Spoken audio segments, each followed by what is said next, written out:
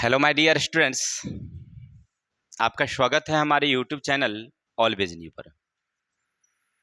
आज हम लोग शुरुआत करेंगे क्लास 12th हिंदी दिगंत भाग 2, जिसका पहला शीर्षक है बातचीत।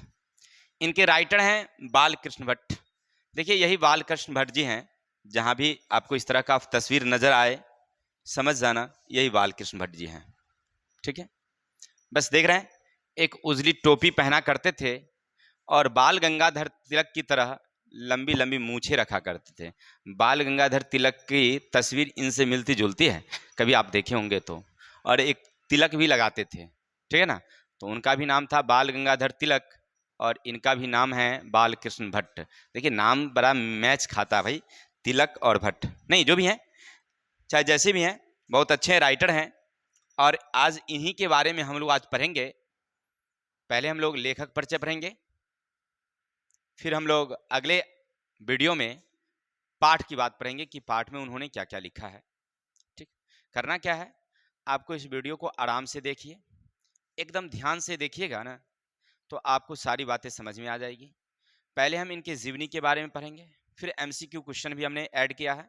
फिर उस क्वेश्चन को इम्पोर्टेंट इसलिए है क्योंकि आपके जो बिहार बोर्ड की परीक्षा होती है ना 12th की, उसमें 2 नंबर के ऑब्जेक्टिव क्वेश्चन इनके लेखक जीवनी से आते हैं। इसलिए आपको इन चैप्टर को बड़ा ध्यान से पढ़ना है। ज़्यादा समय नहीं लेंगे, हम लोग चलते हैं उनके जीवन की तरफ, देखते हैं क्या क्या उन्होंने लिखा है। सबसे इंपॉर्टेंट चीज ध्यान रखना, पहली बात, बातचीत हिंदी की कौन सी विधा है। आपसे पूछा जाए कि हम जो बातचीत पढ़ते हैं चैप्टर, ये बातचीत चैप्टर हिंदी की कौन सी विधा है, तो नंबर 1 याद रखना, ये निबंध है। जैसे आप सुनते होंगे रिपोर्टाज हैं, रेखा चित्र हैं, भाषण हैं, कहानी है, निबंध है। तो इनमें कौन सी विधा है, तो याद रखिएगा ये कौन सी विधा है, तो निबंध। ठीक है, आपसे पूछेगा एग्जाम में, पूछता ही है, पूछेगा क्या, पूछता ही है। अब अगर 10 साल का अगर चैप्टर को उल्टाइए क्वेश्चनों को और तब देखिएगा तो आपको पता चलेगा कि कम से कम 3-4 बार ये पूछा गया है। तो बातचीत कौन सी विधा है, तो याद रखेंगे निबंध है। चलिए, नंबर दूसरा, लेखक का नाम क्या भाई, तो बालकृष्ण भट्ट। लेखक का क्या नाम, बालकृष्ण भट्ट। जन्म 23 जून 1844 ईस्वी। कब हुआ, तो 23 जून 1844। याद रखिएगा, क्योंकि परीक्षा में बहुत बार इनके जन्म के बारे में पूछा है कि इनका जन्म कब हुआ था, तो 23 जून 1844। ऐसे आप केवल 1844 भी याद रखिएगा तो आपका काम चल जाएगा, लेकिन सन अगर याद रखते हैं तो और बेटर रहेगा कि किस तारीख में उनका जन्म हुआ था। अगला है निधन 20 जुलाई 1914 ईस्वी। इनका निधन यानी इनकी मृत्यु कब हुई, तो 20 जुलाई 1914 को। निवास स्थान माने ये कहाँ रहते थे, तो इलाहाबाद उत्तर प्रदेश में। जन्म इनका ऐसे अलग हुआ था, लेकिन ये रहते कहाँ थे, तो इलाहाबाद उत्तर प्रदेश में। बगल में ही है, हम लोगों के बगल में ही है, यानी बिहार से सटा हुआ उत्तर प्रदेश, और हम लोग बिहार में हैं, तो इनका उत्तर प्रदेश में इनका जन्म हुआ था, सॉरी रहते थे। माता पिता, तो माता का नाम पार्वती देवी और पिता का नाम बेनी प्रसाद भट्ट। इनके पिता का क्या नाम था, बेनी प्रसाद भट्ट। याद रखेंगे, ये भी बड़ा ही इंपॉर्टेंट है। क्लियर, इसको हेडलाइन कर लीजिएगा। अब याद रखेंगे कैसे, तो याद रखेंगे बालकृष्ण भट्ट। ठीक है, चैप्टर क्या, बातचीत, पिता का नाम बेनी प्रसाद भट्ट। अब दोनों में देखिए, पहले ध्यान दीजिएगा, बातचीत चैप्टर में भी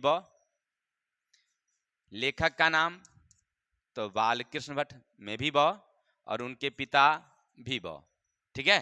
तो अब इससे भी आप शॉर्ट ट्रिक से भी याद रख सकते हैं कि बातचीत चैप्टर के लेखक बालकृष्ण भट्ट, के पिता बेनी प्रसाद भट्ट। भट्ट आ गया, समझ जाइएगा। हाँ, कभी कभी आपको उजराने के लिए ऐसे भी पूछ सकता है कि बेबी प्रसाद भट्ट, बेनी प्रसाद भट्ट, है ना, ऐसे बबलू प्रसाद भट्ट, तब थोड़ा सा मिस हो जाएंगे। तो थोड़ा सा ये याद रखिए कि उनके क्या नाम था, बेनी प्रसाद भट्ट। चलते हैं, क्योंकि परीक्षा के लिए इंपॉर्टेंट है, इन सारी चीजों को हम लोग कवर करते चलेंगे। उनकी शिक्षा दीक्षा याद रखिएगा, उनकी पढ़ाई लिखाई कहाँ शुरू हुई, तो प्रारंभ में ये संस्कृत का अध्ययन शुरू किए, यानी इनकी पढ़ाई जो शुरू हुई थी वो संस्कृत से शुरू हुई थी। अब आपसे परीक्षा में पूछता है, देखिए हमने हेडलाइनिंग कर रखा है, इनको थोड़ा सा रंग में ज्यादा दे दिया है, इसलिए क्योंकि आपको ये याद रखना है। किस रंग से रंगा है हमने? लाल से रंगा है, यानी ज्यादा इंपॉर्टेंट है ये। तो आपसे पूछा जाता है परीक्षा में कि बाल कृष्ण भट्ट किस भाषा में पढ़ना शुरू किए थे? तो याद रखेंगे संस्कृत से उन्होंने अध्ययन शुरू किया था। और कहाँ से? तो याद रखेंगे प्रयागराज। कहाँ से? प्रयागराज। मिशन स्कूल से उन्होंने एंट्रेंस की परीक्षा भी पास किया था। ठीक है, प्रयागराज से उन्होंने संस्कृत का अध्ययन शुरू किया था, लेकिन बाद में प्रयागराज में ही एक विद्यालय है जिनका नाम है मिशन स्कूल, वहीं से उन्होंने एंट्रेंस की एग्जाम पास किया था। परीक्षा में ये भी पूछता है कि उन्होंने बालकृष्ण भट्ट एंट्रेंस की परीक्षा कहाँ से पास किया? तो याद रखेंगे प्रयागराज। और कब किए थे? तो 1867 ईस्वी। फिर 1869 से, यानी वृत्ति उनका काम क्या है याद रखेंगे, तो 1869 से 1875 तक प्रयाग के मिशन स्कूल, जहां से उन्होंने पास किया था, एंट्रेंस की एग्जाम पास की, फिर उसी स्कूल में ये पढ़ाने का भी काम शुरू कर दिए थे। कहाँ? तो मिशन स्कूल में अध्यापन का काम, यानी सबसे पढ़ाए कहाँ? तो याद रखेंगे 1869 से 1875 तक। इसके बाद 1885 में वे प्रयाग के CAV स्कूल में संस्कृत का अध्यापन किया, यानी संस्कृत पढ़ाने के लिए वो कहाँ चले गए थे? तो CAB स्कूल। और वहां से फिर उन्होंने कब? तो 1885 से वहां कार्यरत रहे। बाद में 1888, यानी 3 वर्षों बाद प्रयाग के काश्यस्थ पाठशाला इंटर कॉलेज में अध्यापन काम किए, माने इनको नौकरी हो गई, तो ये नौकरी करने लगे। लेकिन स्वभाव के बड़ा उग्र आदमी थे। देखिए ज्ञानी आदमी थे, लेकिन थोड़ा सा उग्र स्वभाव के थे, गुस्सा इनको ज्यादा आती थी। इसलिए क्या होता है कि ये सरकारी नौकरी भी छोड़ देते हैं और इनकी पेशा क्या रह जाती है? तो लेखनी।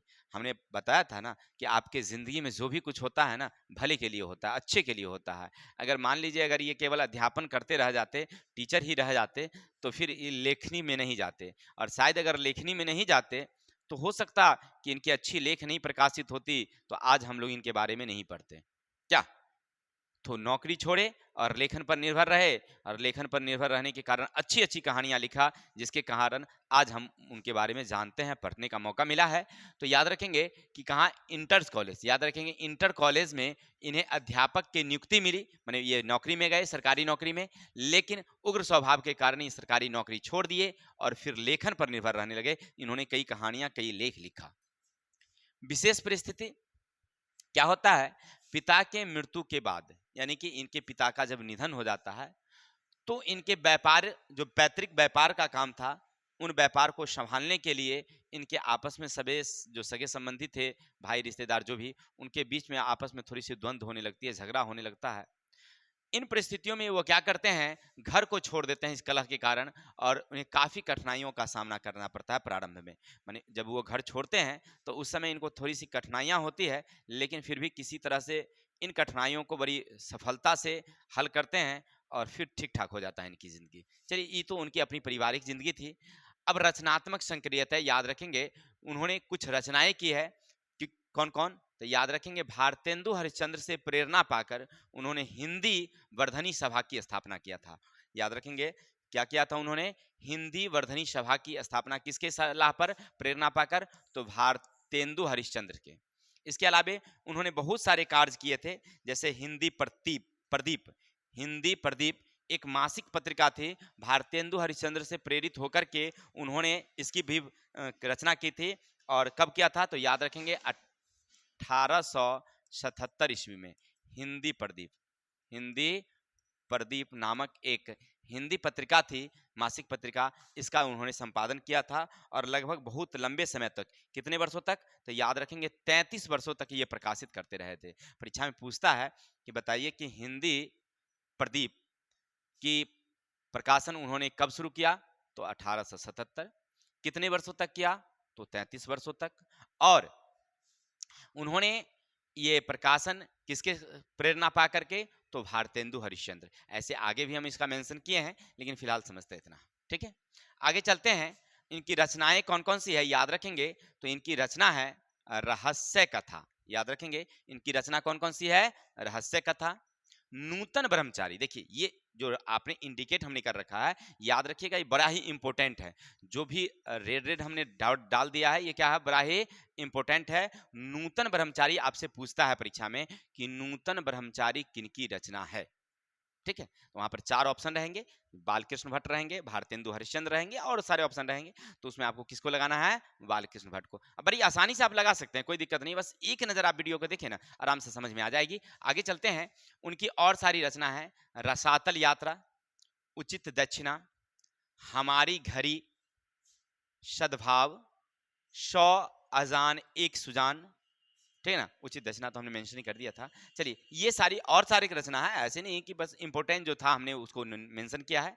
चलते, ये थे उनके उपन्यास, याद रखेंगे ये क्या था, उनका उपन्यास था।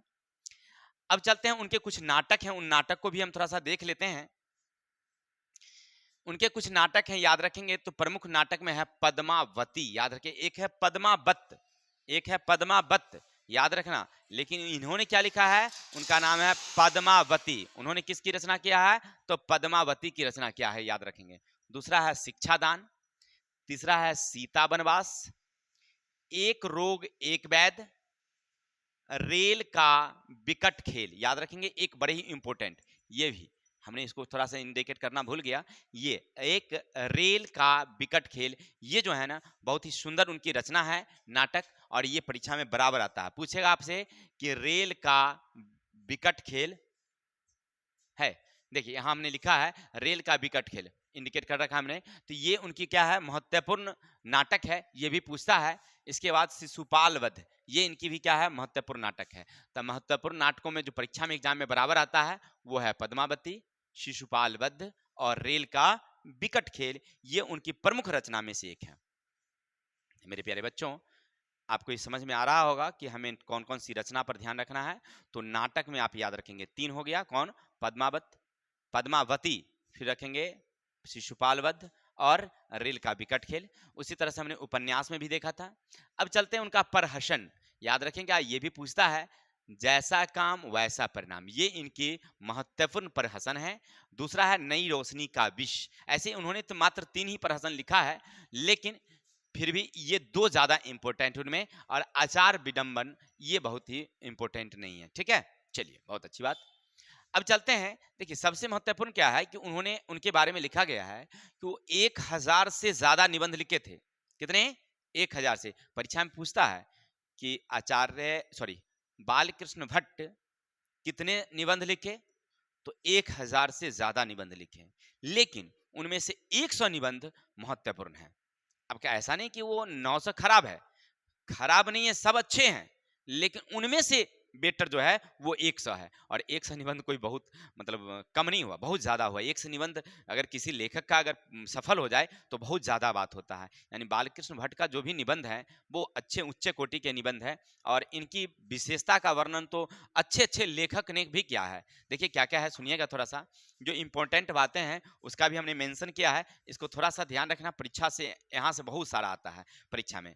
नंबर 1 सुनना, बालकृष्ण भट्ट के निबंध संग्रह किस नाम से प्रकाशित है, याद रखेंगे, बालकृष्ण भट्ट का जो निबंध संग्रह है किस नाम से प्रकाशित है, तो याद रखिएगा निबंध माला। यानी बालकृष्ण भट्ट ने जितने निबंध लिखे वो एक किताब में प्रकाशित हुआ, जिसका क्या नाम है, निबंध माला। जैसे आपने पढ़ा था कबीर दास, है ना, कबीर दास जितने दोहा लिखे थे वो किस में माना जाता है, तो दोहा कोश, उनको क्या बोलते हैं हम लोग, दोहा कोश कहते हैं। इसी तरह से इनकी जो रचना है ना, बालकृष्ण भट्ट की रचना, वो किस में प्रकाशित हुई है, तो याद रखेंगे निबंध। वहां पूछेगा आपसे निबंध संग्रह किस में प्रकाशित हुई, तो याद रखिएगा निबंध माला। निबंध संग्रह किस में प्रकाशित हुई, तो निबंध माला। तो अब यहां से भी समझ में आ रहा होगा कि निबंध प्रकाशित हुआ किसमें, तो निबंध माला में। ठीक है, चलिए, बहुत अच्छी बात। आगे चलते हैं, बालकृष्ण भट्ट की पत्रिका का क्या नाम था, यानी उन्होंने जिस पत्रिका का संपादन किया था उसका क्या नाम, तो यहां पूछेगा हिंदी पत्रिका, पूछेगा आपसे, क्या पूछेगा, बालकृष्ण भट्ट की हिंदी पत्रिका का क्या नाम, तो याद रखेंगे उनका नाम है हिंदी प्रदीप। ठीक, क्या नाम, हिंदी प्रदीप, VVI, याद रखेंगे, ये बड़ी ही VVI है। आपसे पूछता है कि बालकृष्ण भट्ट ने किस हिंदी पत्रिका का संपादन किया था, तो हिंदी प्रदीप। किसकी प्रेरणा पर, याद रखेंगे किसकी प्रेरणा से उन्होंने, तो भारतेंदु हरिश्चंद्र। किसकी प्रेरणा से किए थे हुए, तो भारतेंदु हरिश्चंद्र से प्रेरणा पा करके उन्होंने इसकी रचना की थी। आगे है इनका प्रकाशन कब किया था, तो 1877 ईस्वी में। और कितने वर्षों तक उन्होंने प्रकाशित किया था, तो याद रखेंगे 33 वर्षों, 33। ठीक है ना, आपसे पूछ सकता है कि बालकृष्ण भट्ट ने हिंदी प्रदीप की पत्रिका का प्रकाशन कितने वर्षों तक किया था, तो याद रखिएगा 33 यानी 33 वर्षों तक। ये सब बड़ी ही इंपॉर्टेंट चीज है, याद रखिएगा। बालकृष्ण भट्ट किस काल के कवि हैं, देखिए किस काल के कवि, तो आधुनिक काल के, यानी आधुनिक काल के कवि हैं। जैसे हम लोग कहते हैं प्राचीन काल, मध्य काल, नहीं तो इस तरह से ये आधुनिक काल के कवि यानी वर्तमान काल के, अभी जो हम लोग चल रहे हैं ना इस काल के क्या है ये कवि थे। क्योंकि ज्यादा इनका जन्म ज्यादा दूर नहीं हुआ, 1844 में हुई है, तो उस समय से हम लोग आधुनिक युग मान रहे हैं। क्या मान रहे हैं हम लोग, आधुनिक युग मान रहे हैं। 1857 से हम लोग आधुनिक युग मान रहे हैं, समकालीन उसी समय से ये लिख रहे हैं, इसीलिए इनको किस काल का कवि माना जाता है, आधुनिक। और फिर कहता है किस युग के कवि हैं, तो याद रखिएगा भारतेंदु युग। भारतेंदु युग का मतलब क्या समझे, देखिए ये हिंदी के अच्छे कथाकार, निबंधकार, रचनाकार जो भी थे, तो हिंदी में उस समय बहुत सारे लेखक थे। हिंदी में उस समय बहुत सारे लेखक थे, उनमें जो प्रसिद्ध थे उनके समय अवधि को एक युग माना गया। उनके समय अवधि को क्या माना गया, एक युग माना गया। जैसे उस समय के प्रसिद्ध थे भारतेंदु, तो भारतेंदु हरिश्चंद्र के नाम पर उस समय को कहा क्या रखा गया, भारतेंदु युग कहा गया। ठीक है, तो उसी के ये समकालीन थे। तो आपसे पूछा जाए कि बालकृष्ण भट्ट किस युग के कवि थे, तो याद रखिएगा भारतेंदु युग। और किस काल के, तो आधुनिक काल। युग पूछेगा तो क्या बोलेंगे हम लोग, भारतेंदु हरिश्चंद्र, या भारतेंदु युग कहिएगा, बात वही है। और आधुनिक काल, तो काल में आधुनिक काल। ठीक है, चलिए बालकृष्ण भट्ट क्या थे, याद रखिएगा बालकृष्ण भट्ट एक पत्रकार भी थे, आधुनिक आलोचक भी थे, निबंधकार भी थे और गद्यकार भी थे। यानी ये बहुत सारे रचना किए। देखिए आपने पीछे पढ़ा, उनकी नाटक भी है, निबंध भी है, उपन्यास भी है, बहुत सारा है। तो ये बहुत सारे काम करते थे, यानी कि पत्रकार भी थे, पत्रकार का भी काम करते थे। जैसे आपने देखा हिंदी प्रदीप नामक मासिक पत्रिका निकालते थे, तो पत्रकार हुए।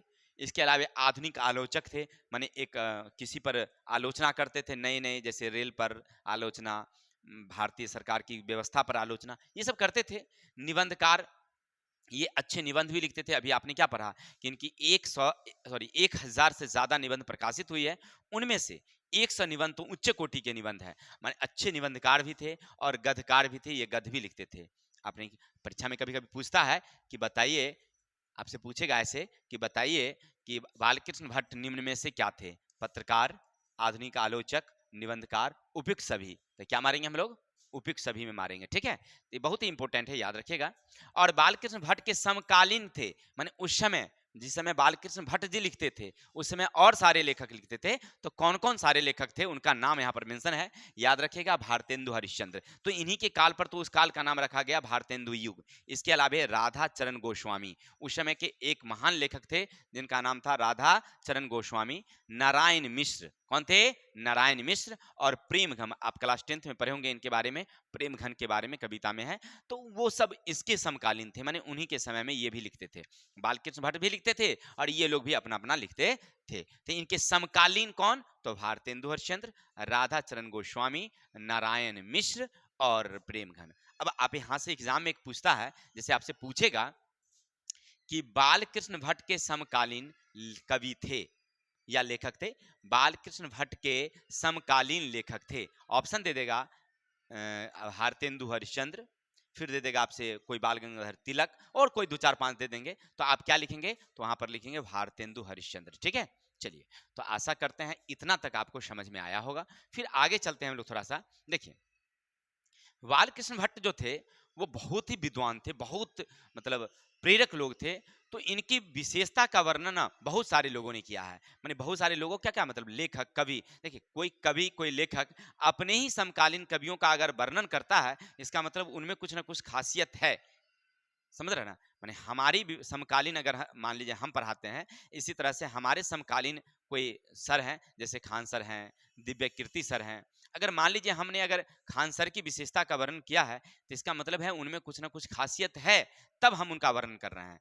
ठीक, उसी तरह से जब बाल कृष्ण भट्ट जी लिखते थे, उसी समय अन्य लेखक लिख रहे थे, अन्य कवि लिख रहे थे, तो फिर उन्होंने इनकी वर्णन किया है, बाल कृष्ण भट्ट का वर्णन किया है। इसका मतलब है उनमें कुछ खासियत थी। क्या खासियत थी? तो इसके लिए देखिए उनकी खासियत की तुलना उन्होंने एडिसन और स्टील, देखिए ये दोनों यूरोपीय लेखक हैं। एडिसन और स्टील जो हैं वो यूरोपीय लेखक हैं, और उनका वर्णन तुलना किया गया है किससे? तो बालकृष्ण भट्ट से। कहते हैं कि भारत में बालकृष्ण भट्ट और यूरोप में एडिसन और स्टील ये दोनों सम का बराबर हैं। यानी कि ये बात किसने कहा? तो रामचंद्र शुक्ल ने कहा। परीक्षा में पूछता है कि बालकृष्ण भट्ट की तुलना एडिसन और स्टील से किसने किया था? तो याद रखिएगा रामचंद्र शुक्ल ने किया था। आपसे पूछेगा क्या मेरे भाई? तो बालकृष्ण भट्ट की तुलना एडिसन, बालकृष्ण भट्ट की तुलना एडिशन और स्टील से किसने किया था? तो याद रखना रामचंद्र शुक्ल ने किया था। इसके अलावा बालकृष्ण भट्ट को अध्ययनशील विद्वान, तीक्ष्ण बुद्धि का आलोचक किसने कहा? तो रामविलास शर्मा ने कहा था। याद रखेंगे। देखिए अब अभी आपने क्या देखा कि किसी को विशेषता का वर्णन करना कोई सामान्य बात ना होती है, बहुत बड़ी बात होती है। और एक नहीं दो दो व्यक्ति यहाँ पर वर्णन कर रहे हैं। एक रामचंद्र शुक्ल जो बहुत ही उच्च कोटि के विद्वान, और वो खुद किसका वर्णन कर रहे हैं? बालकृष्ण भट्ट का वर्णन कर रहे हैं। कह रहे हैं कि वो यूरोप के एडिसन और स्टील के मतलब समान हैं, उतने विद्वान के बराबर हैं। तो बालकृष्ण भट्ट अच्छे विद्वान थे। और इतना ही नहीं, दूसरा राम विलास शर्मा क्या कहते हैं सुनिएगा। वो कहते हैं कि अध्ययनशील विद्वान, तीक्ष्ण बुद्धि के आलोचक थे। ये क्या थे? तीक्ष्ण बुद्धि के आलोचक थे, ऐसा इनका वर्णन किया गया है। तो आशा करते हैं कि आपको इतनी बातें समझ में आई होगी। तो हम लोग लेखक परिचय देखें। अब आपसे हम कुछ क्वेश्चन पूछना चाहेंगे कि आपने जब पढ़ा तो क्या सीखा। क्लियर है? तो चलते हैं क्वेश्चन की तरफ। कुछ बच्चे हैं बाहर से कमेंट कर रहे हैं, ठीक है, करने दीजिए। चलते हैं क्वेश्चन की तरफ, सुनिएगा थोड़ा सा। बालकृष्ण भट्ट के पिता का क्या नाम था? अभी हमने बताया था आपको कि ये एग्जाम में बराबर आता है कि बालकृष्ण भट्ट के पिता का क्या नाम। तो नंबर 1 में है, याद रखेंगे, बेबी प्रसाद भट्ट। 2 में है बेनी प्रसाद भट्ट। 3 में है भारतेंदु हरिश्चंद्र। और 4 में है रामचंद्र शुक्ल। तो अब आप किस में टिक लगाएंगे? बताएंगे तो मेरे भाई फटाफट बताइए। अगर आप जान रहे हैं तो फटाफट कमेंट में डाल दीजिएगा, ठीक है, देख लेंगे हम। हाँ, तो याद रखेंगे। कौन बताएंगे इसको? बताइए फटाफट। चलिए, तो हम लोग चलते हैं। इनका पिता का नाम था बेनी प्रसाद भट्ट। हमने पीछे बताया था कि चैप्टर है बातचीत, वहां भी बा, फिर बालकृष्ण भट्ट, वहां भी बा, और फिर बेनी प्रसाद, तो यहाँ भी बा। अब ये तीनों मैच कर रही है। अब आपके दिमाग में आता होगा कि सर यहाँ भी तो बेबी है ना। तो हमने बताया था कि थोड़ा सा तो आपको याद रखना ही पड़ेगा ना। अब पूरा ऐसे ट्रिक मारिएगा तो काम नहीं चलेगा ना, थोड़ा थोड़ा सा याद रखना पड़ेगा मेरे भाई। ऐसे सरकार थोड़ी आपको डिग्री दे रही है। डिग्री का मतलब समझ रहे हैं ना, थोड़ा सा वैल्यू है उसका ना, तो थोड़ा सा तुम भी ध्यान रखो ना। चलो आगे चलते हैं। तो याद रखेंगे इसका आंसर क्या होगा? बेनी प्रसाद भट्ट।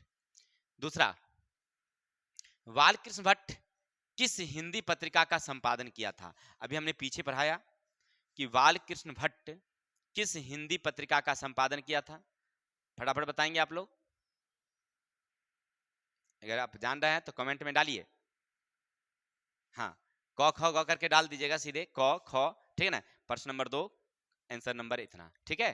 तो एक ऑप्शन है गोदान, दूसरा है हिंदी साहित्य, तीसरा है हिंदी प्रदीप, और चौथा है बिंब प्रतिबिंब। क्या है मेरे भाई? बताएंगे आंसर। तो याद रखेंगे इसका आंसर होगा सही ट्रिक हिंदी प्रदीप। हाँ, कब शुरू किया था? याद है ना? अरे तुरंत भूल जाते हो तुम लोग, ध्यान रखो। 1877। कब था? 1877। किसकी प्रेरणा से शुरू किए थे? भारतेंदु हरिश्चंद्र। किसकी प्रेरणा से? और कितने वर्षों तक संपादन किया था? 33 वर्षों तक, ठीक है। सब याद रखो ना, बिल्कुल याद रखो, कंसस होकर ध्यान रखो। चलते हैं आगे हैं। बालकृष्ण भट्ट का जन्म कब हुआ था? कब उनका जन्म हुआ था? चलिए, तो फटाफट आप लोग बता देंगे कब हुआ था।